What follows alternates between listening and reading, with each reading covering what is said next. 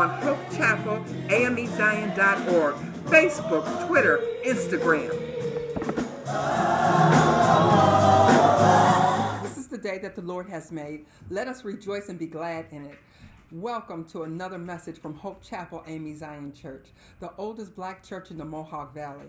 We welcome you. We hope this series of messages will inspire you, make you feel closer to the Lord, but most of all, know that God is the God of your salvation.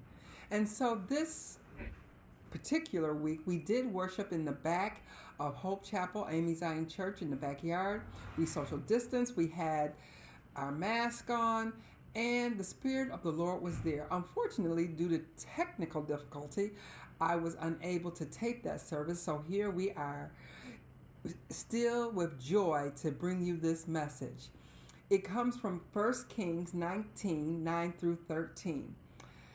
And you will read these or similar words. At the place, he came to a cave and spent the night there. Then the word of the Lord came to him, saying, "What are you doing here, Elijah?"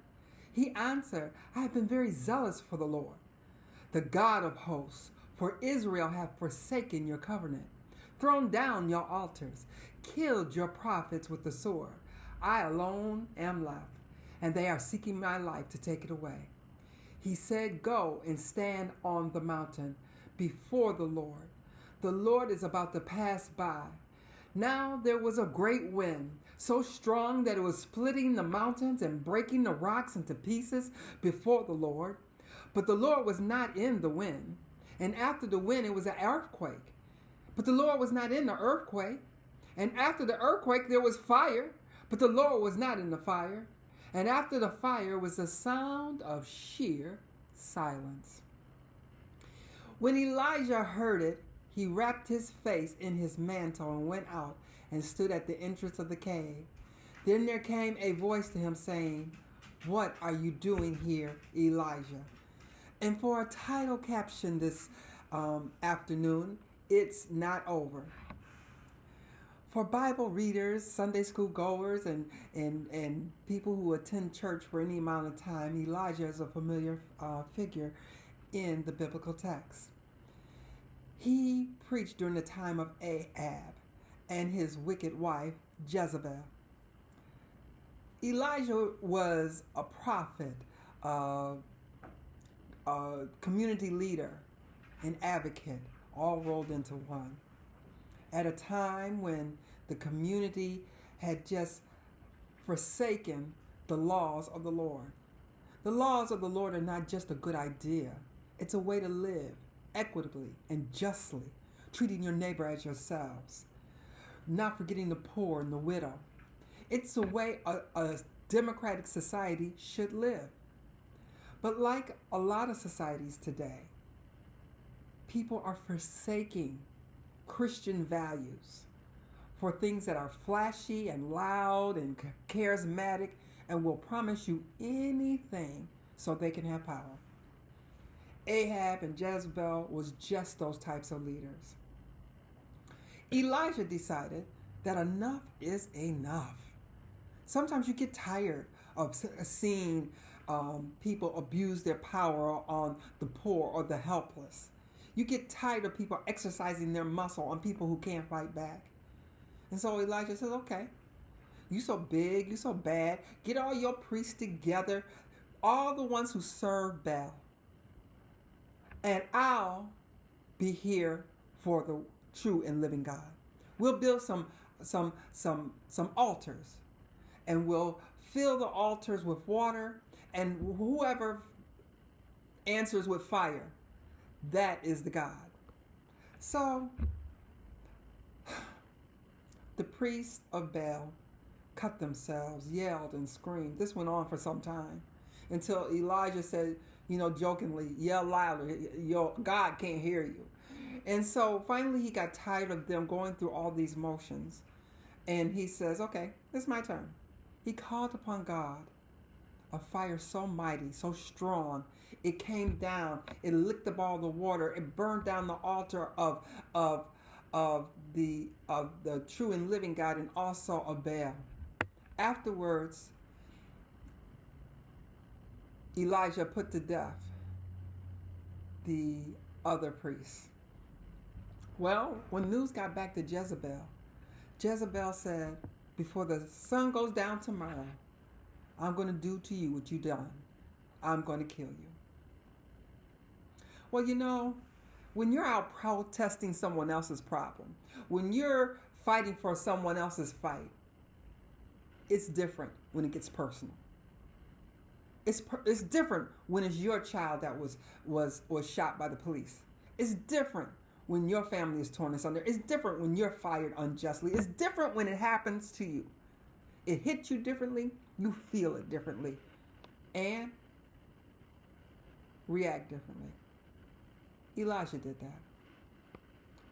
Elijah heard that Jezebel was after him, so he was on the run until he was tired, exhausted, no food, no water.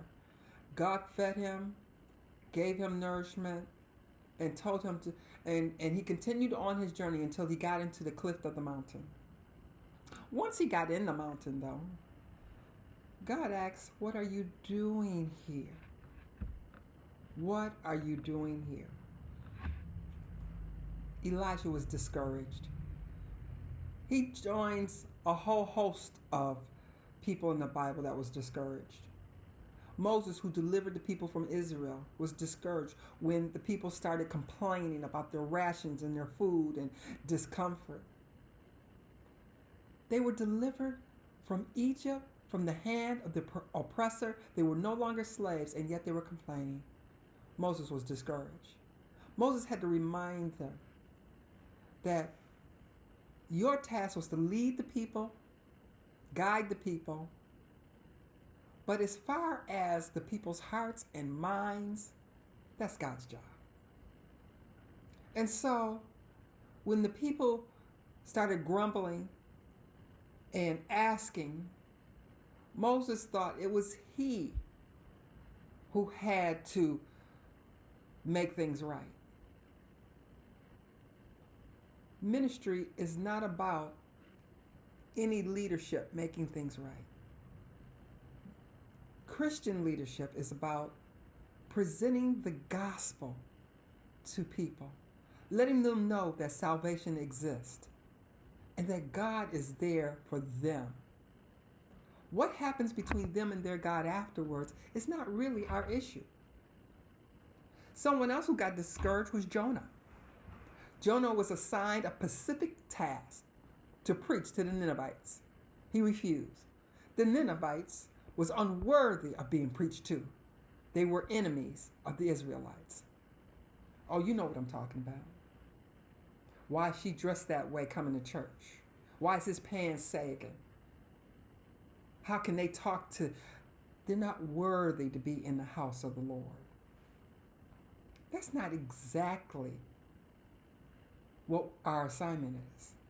Our assignment is to extend the kingdom of God to other people, to bring them in, to allow God to work on their hearts. If they come to the house of the Lord long enough, they'll learn what decency and order is. Not yours and not mine, but God's decency and order. We forget that when God calls us to a task, we have to do our part, but we can never assume we can do God's part. And sure enough, Jonah was correct. When he preached to the Ninevites and they repented, God's heart changed towards them and he decided to save and deliver them. Jonah was really upset then because, like many of us, oh yeah, she was talking about me, but you just wait. The Lord will fight my battles. The Lord will get her. The Lord will get him. Make him straight. Get him in his place. Don't you know the Lord will get them straight and get them in their place? But the primary tool that the Lord uses to do that is salvation. The same salvation that saved you and me when we weren't in our places. That salvation and that grace and that mercy is what is extended. John the Baptist was discouraged. John was Jesus' cousin. His mother Elizabeth and Jesus' mother Mary had extensive conversation about the grand purpose of God, about how God uses the lowly to do great things. I'm sure as John was growing up as a child into adulthood, he heard the stories about how he leaped in his mother's womb when Mary stepped into the room. John had a mega ministry. Many people from the city came out into the wilderness to be baptized by him. He was large and in charge. And even Jesus, who John said, I was not worthy to untie his footsteps, his sandals, came to be baptized. Well, John challenged authority. He spoke truth to power about how being in power does not absolve you from morality. Unfortunately, we have many people in power today that are not moral. They're not moral in their family dealings. They're not moral in their political views. They're not moral.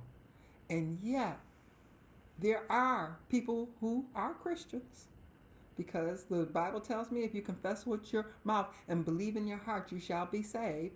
So I believe that these people are saved, but they're saved without being a disciple. They do not take up the ways of Jesus. Jesus himself said, I came to do my Father's will.